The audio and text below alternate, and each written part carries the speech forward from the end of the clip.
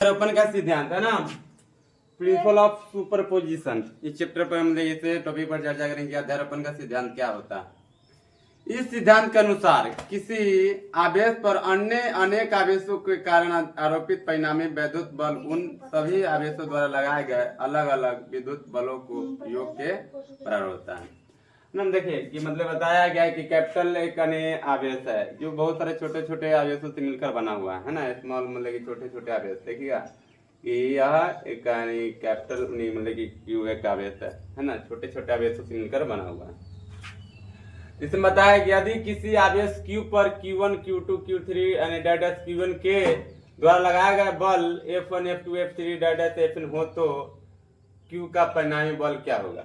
जो दिन बताया भी थे कि मतलब कि अगर कैपिटल Q है ना, यह कैपिटल Q एक आवेश है और यह बहुत सारे छोटे छोटे मिलकर आवेशों से मिलकर बना हुआ, मतलब कि छोटे छोटे मतलब कि बता जैसे कुछ भी अगर एग्जाम्पल के तौर में लिया जाए कि अगर मान लीजिए ईंटें ही है तो बहुत सारे छोटे छोटे छोटे छोटे कण से मिलकर बना हुआ है। जैसे दीवारें मान लीजिए, दीवार छोटे छोटे ईंटे से मिलकर बना हुआ, फिर ईंटा भी क्या चीज़ है, कुछ छोटे छोटे कण से मिलकर बना हुआ। तोड़ेंगे तो उसको अलग अलग होगा, फिर जोड़ेंगे तो एक जगह हो जाएगा।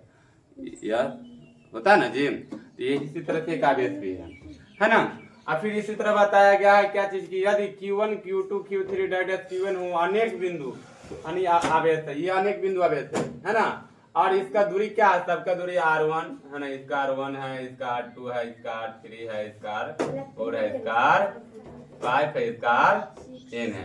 मतलब कि दूरी भी है। जैसे अगर कोई है दूरी पर तो दूरी भी है। अब कहता है दूरी पर एक आवेश Q है एवं इनके बीच की लगने वाला बल क्या है, F1, F2, Fn है। अब जानते हैं कि कूलम के नियम से क्या होता है, इससे कूलम के नियम से ये बराबर फॉर्मूला होता है। ये बराबर फॉर्मूला क्या होता है कूलम के नियम 1/4πε0 Q1 Q2 बटे में RS पर। ये कूलम के नियम के फॉर्मूला जानते ही है ना।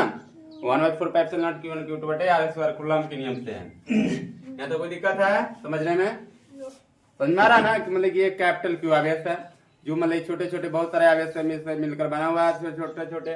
जैसे अगर दूरी पर कोई दूरी पर है तो मतलब क्या होगा, मतलब उसमें बल लगेगा। जैसे अगर मतलब कि अगर दूरी है तो उसको थोड़ा बल भी लगेगा ना। दोनों आवेश मतलब कि अगर पॉजिटिव विकर्षण करेगा तो एक बल लगेगा ना, चाहे आकर्षण भी कर ले। जो भी है इसमें नहीं दिया है कि आकर्षण या विकर्षण पर चर्चा नहीं के लिए तो क्या करेगा, मतलब कि एक बल का मतलब उपयोग कर रहा है ना।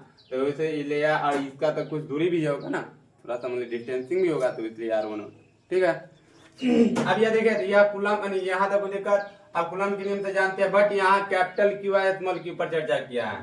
तो F1 बल के लिए क्या होगा, इसके लिए तो बताते कि कूलम के नियम के कि Q1 Q2 दो आवेश है जो R दूरी पर रखा हुआ है, इस पर लगने वाला बल F है, तो इसलिए F बल 1/4πε0 Q1 Q2 बटे में R² आया था। इसके आया था ना कूलम के नियम से आया था। यहाँ चर्चा किया है यानी कैपिटल Q है, इसके लिए फिर लेंगे, इसके लिए दोबारा लेंगे, इसके लिए तीसरा लेंगे, इसलिए चौथा लेंगे, इसलिए पंचमा लेंगे, इसलिए समझ में आ रहा है कि ना रहा। ये बारी बारी से सबको लिए दिया 1/4πε0 Q1 कैपिटल Q1 है ना, capital Q small Q1 R1 है ना। फिर इसके करेंगे कैपिटल Q तो वही रहेगा, लेकिन Q2 Q 1 है तो 2 होगा, 3 होगा, 4 होगा, n तक होगा, कोई दिक्कत। अब इसको मतलब कि बताया गया कि परिणामी बल मतलब कि इसमें समीकरण 1 मान सकते हैं फ्रॉम इक्वेशन 1 है ना। फ्रॉम माने से यानी इक्वेशन समीकरण 1 से, समीकरण 1 से ये बराबर दिया है तो इस सबको जोड़ रहे हैं है ना। यह दिया है जोड़ रहे हैं तो इसको भी जोड़ेंगे, इसको जोड़ेंगे तो सबका मान रख दिए 1/4π सबका जैसे के तैसे मान रख दिए, कोई दिक्कत। यहाँ मान रखे हुए हैं, यह मान रख दिए तो मतलब क्या किया इसमें देखिए यह 1/4πε0 Q क्या है इसमें मतलब कि दोनों सब में बराबर है, तो इसमें यह सबसे कॉमन ले लिए, ये में भी बराबर है, ये में भी है। तो यह मैथ के नियम में पढ़े होंगे जैसे फॉर्मूला रहता है तो बड़ा अब 1 रहे या न रहे कोई फर्क नहीं पड़ता है ना। कहो कि सर ये 1 वाला के कहला ना तो मानो कि 1 घेर देते है ना, मतलब कि 1 के घेर लिए 1 घेर लिए, अब 1 से Q गुना करेंगे तो क्या होगा, बात समझ रहा है। इसमें लगी क्या है परिणाम बल ये हो गया, इसके लिए फॉर्मूला या F के लिए अध्यारोपण का सिद्धांत के लिए फॉर्मूला ये हो गया। ये प्रॉब्लम इसको डेवलप होगी।